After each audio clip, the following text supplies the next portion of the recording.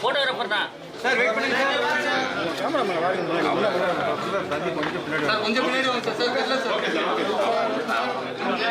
Okay சொல்லாதீங்க. இவங்க கொஞ்சம் பின்னாடி பசங்க கரெக்டா முன்னாடி